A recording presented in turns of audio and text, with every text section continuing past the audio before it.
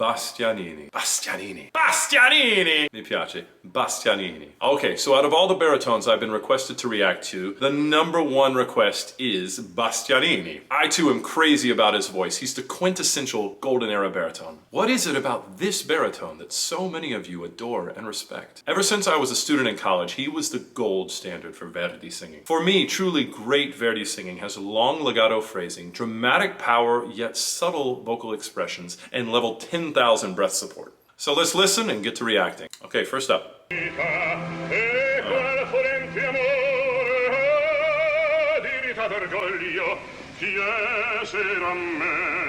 Listen to that line, nothing's out of place.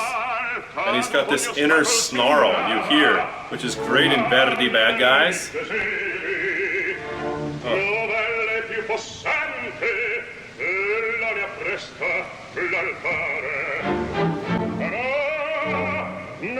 Everything.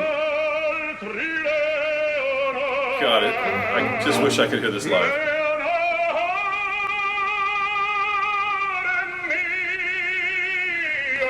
Why the hell not?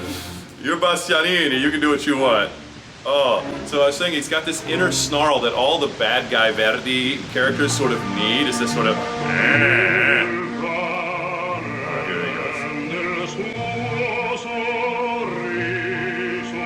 Good tempo. A lot of times this aria drags a little bit, so this is very good tempo for the aria. This is also the golden age, you can tell, because he's taking time for some of the passaggio phrases that go up into the passaggio. These days, a lot of conductors actually push you through those moments when it needs a little time. Here we go, we're going to do it again. Come on. Oh, and he took a breath. You can just feel the connection between he and the conductor.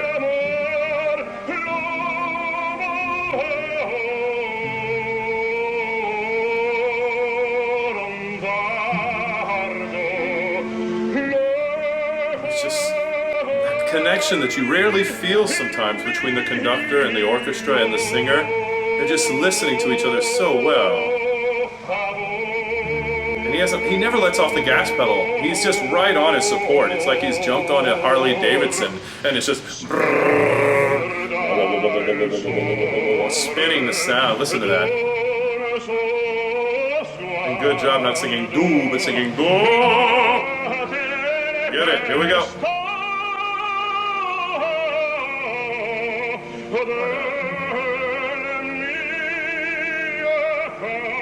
Back a tempo. Here we go.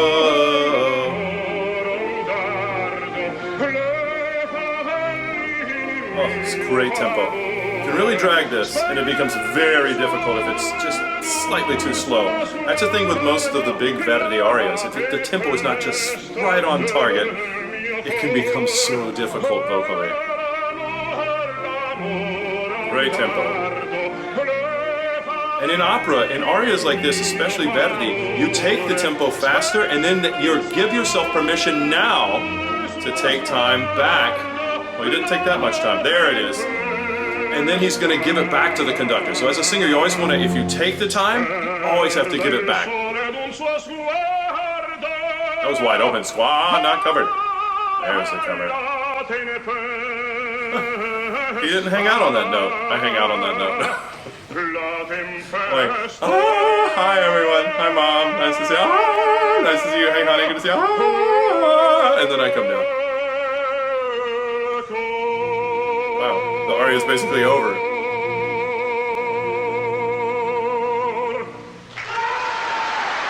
Alright, yeah, I guess they liked it. But wait, there's more. Wide open. That's a very interesting choice. You know, you're here to listen to Cheryl Mills or some of the other people, baritones we've reacted to, and they're covered like he is there. So, it's wide open. It's just choice, though. That's the good thing about Verdi is the passaggio, open close is not a rule that's hard and fast. It changes throughout the diction, throughout the vowels, open or close, and also throughout the emotion of the moment. You can open or close. And he does it so great. So So what we're listening for here is long legato phrasing. You accomplish that by extreme control of your breath support and understanding of how to sing diction in a way that doesn't trip you up. What's really hard about what Bastianini does is he keeps the consistency of the sound from the start to the finish of the entire aria. It's just all in the same exact pocket. Every once in a while he'll open a note in his passaggio or cover a note in his passaggio, but it's always for dramatic effect. All right? Video number 2.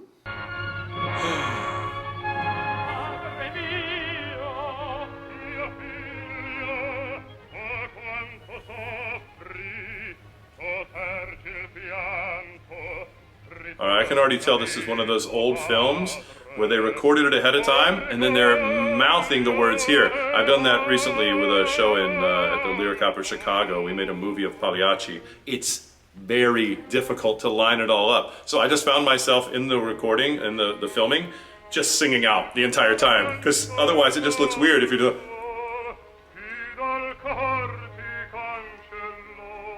It's so impossible to line it up unless you sing it, you know.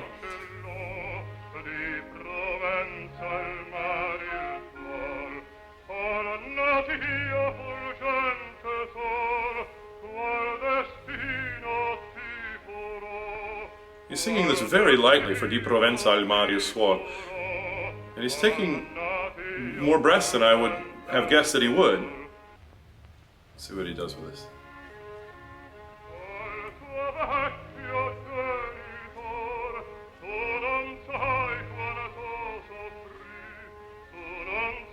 This is the sweetest part of the aria to me, where he really is honest. That's why I actually like singing the first half with a little more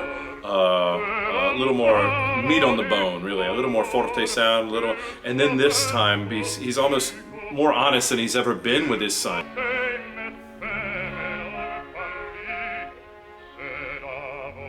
And then he brings in the honor card. Oh, I hate when people do that. Oh, but he's trying everything to get his son to come home with him. This is early Bastianini. I feel like he's not figured out as much as he had figured out on the other aria, quite honestly, because some of the vowels he's singing are overly closed instead of always with that open jaw. And even that's a little brighter than I'm used to him singing Dio Massa, Dio Mar. He's got more of a consistent open jaw and long legato phrasing with the vowels all matching up in the other Il Balen. Some of these vowels are taking him out of his resonance a little. If this is early Bastianini, then you can tell what he's working on in the future, and what he's sort of corrected is what I like to call the vowel spectrum, where you keep all the vowels in a very similar shape, so none of them poke out the sides. You have to make sure the vowel spectrum stays very much the same in Verdi singing. Now, if you're singing Mozart recitativo, you don't have to worry about that at all. You can sing pure vowel. But with these long phrases, keep it all in the same spot. So this is something that Bastianini has obviously really perfected between this time frame and the Il Balen that we listened to earlier. That was amazing, but honestly for me, not as amazing as the Il Balen. You can see that he's got the tools in his tool belt to be the greatest of pretty much of all time, but he's not quite there yet. He's really working towards that goal. And that's what I love about opera singing, is that you can finesse and you can learn more about yourself every day. Every performance I give, I learn something about my singing. And that's exactly what he does. He's a student of the art of opera. This is really fascinating to me, because I went through the same thing. And so as I hear him, I start to think, I mean, not that I like to draw a comparison from myself to him because he's Bastianini, but there is a small comparison to draw with sort of earlier singing when you're first starting out. And he's not doing anything wrong. He's actually doing it exactly right, because you cannot force a sound to be darker than it is. So what he's doing, he's biding his time, he's singing right in a good pocket, right where it needs to be, and then later in his career, he's letting the vowels sort of open up, the jaw shape open, and just singing with what that glorious Verdi baritone sound that we're used to hearing. Thank you so much for watching. Now let me know who you want to react to next.